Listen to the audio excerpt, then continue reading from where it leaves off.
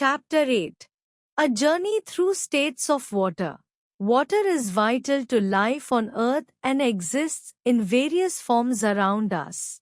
It is not just the water we drink or see in rivers, it can also exist in different states: solid, liquid, and gas. Understanding how water changes between these states is essential for appreciating its role in our world and daily life. Ice, water, and vapor.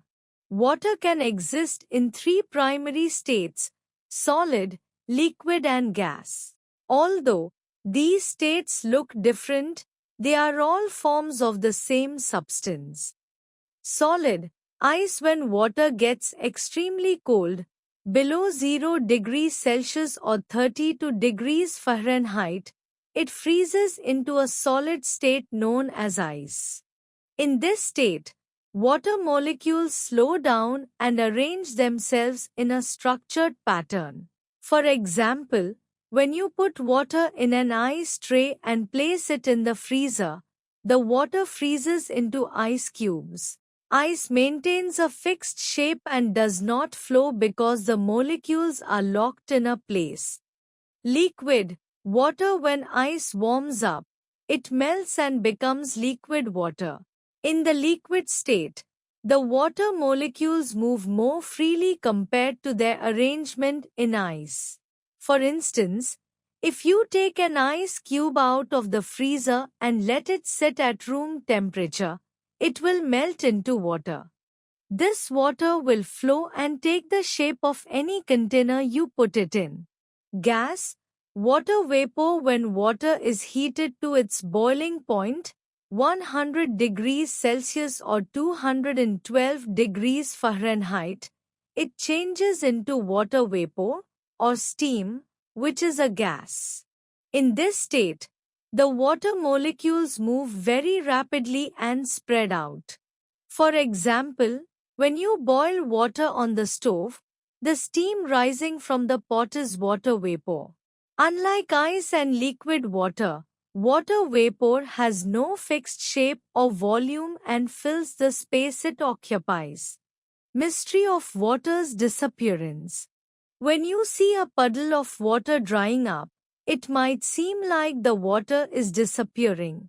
Actually, the water is changing into another form through a process called evaporation.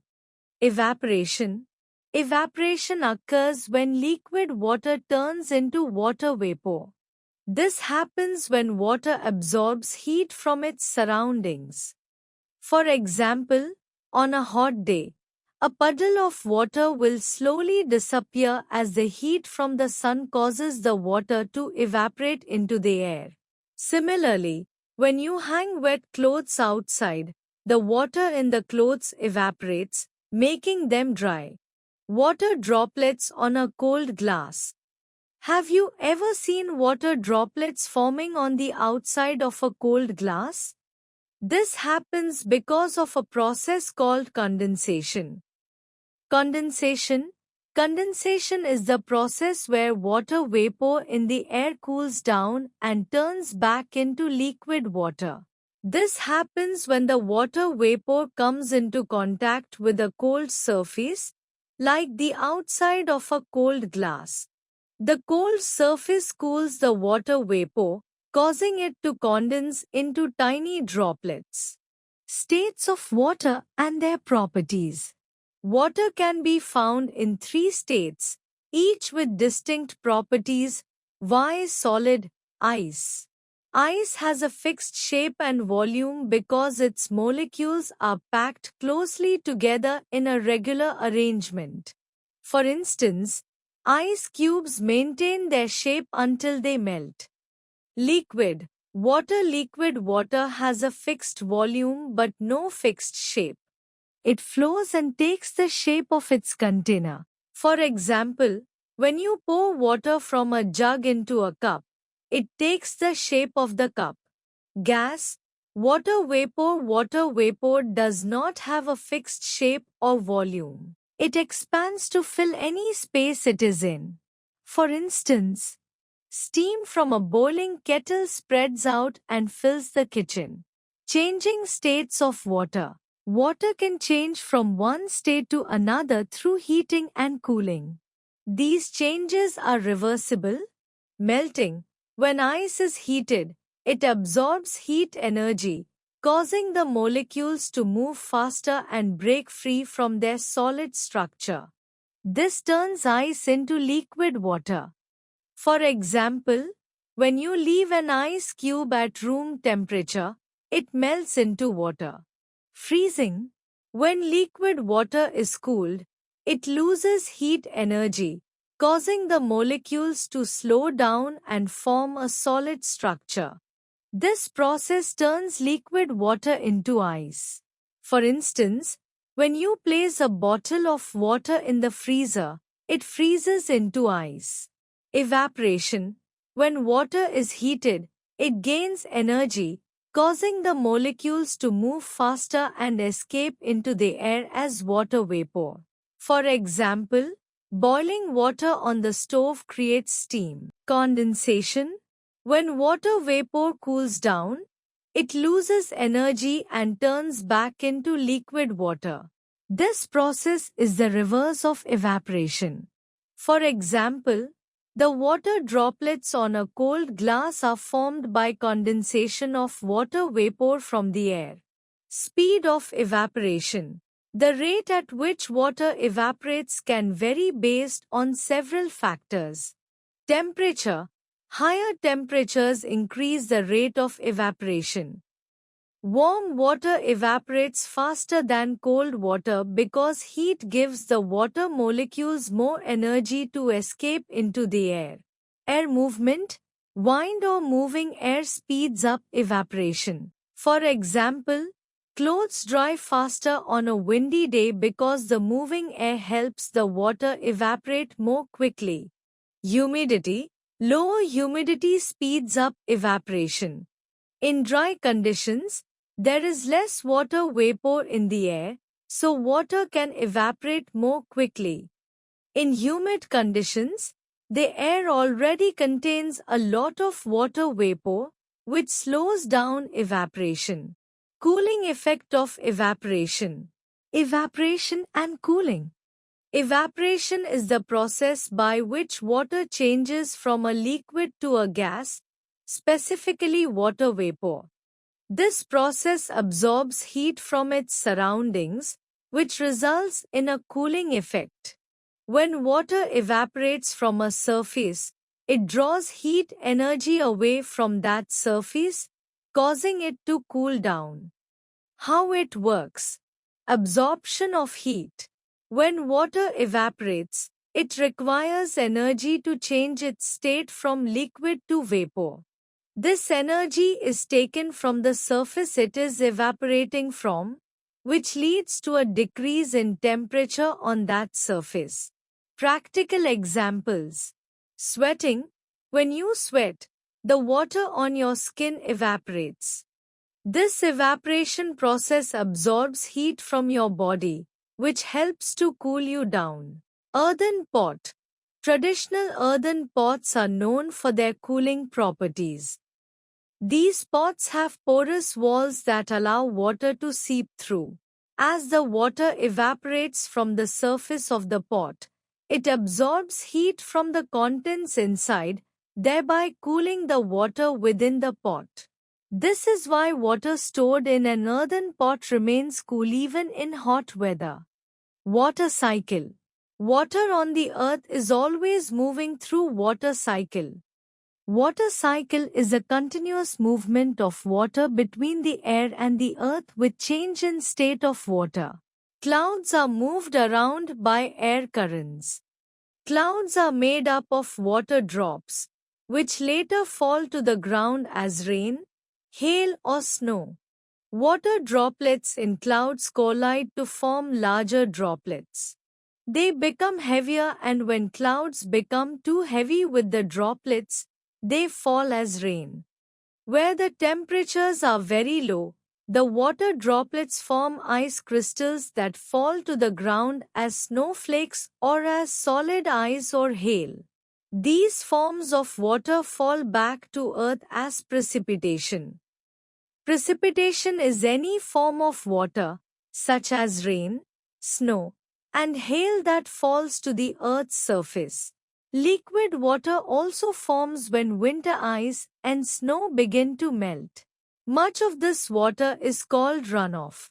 Runoff water flows downhill through streams, rivers, and lakes, and some of it eventually reaches the oceans.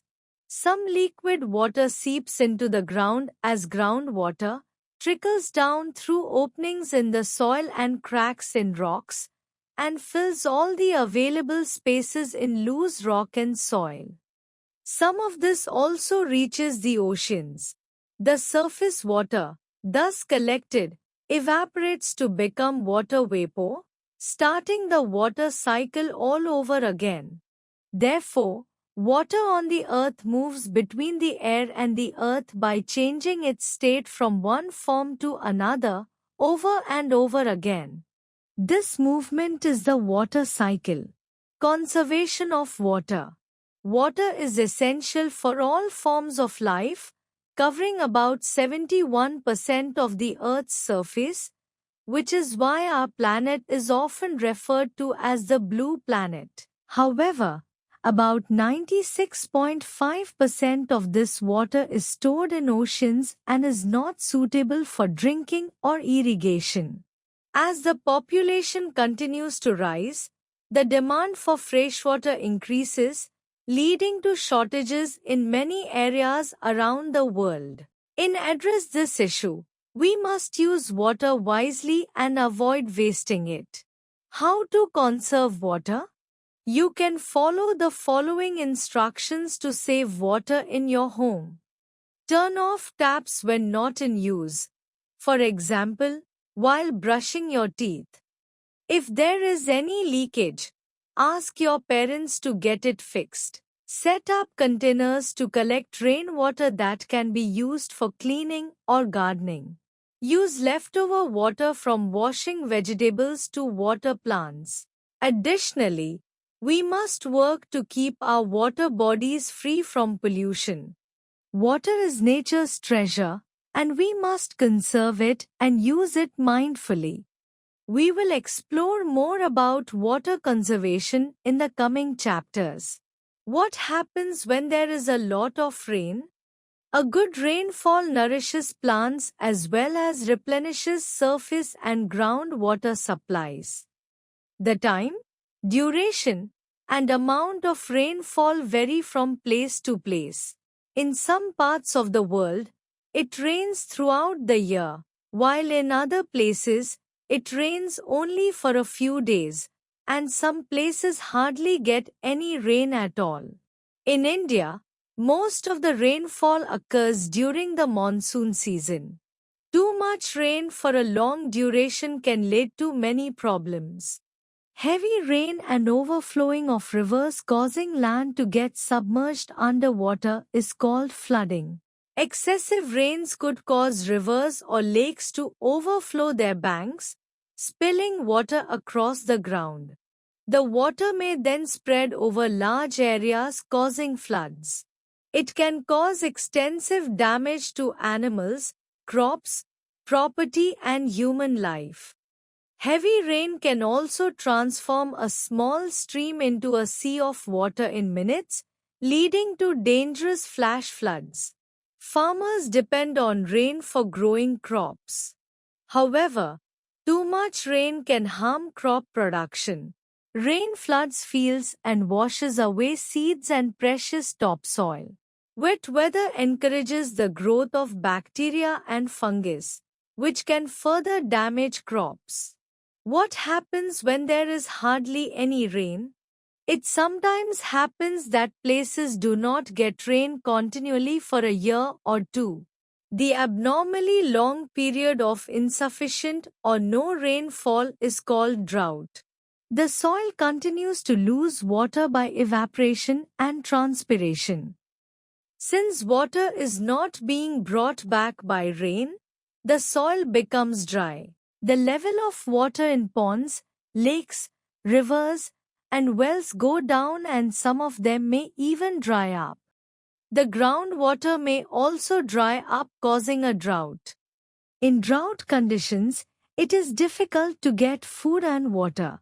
Crops die due to lack of water. Most plants wither and die due to lack of water. Animals that depend on plants start to die of starvation. Both floods and droughts are called natural disasters as they are natural conditions that lead to widespread destruction to land and life.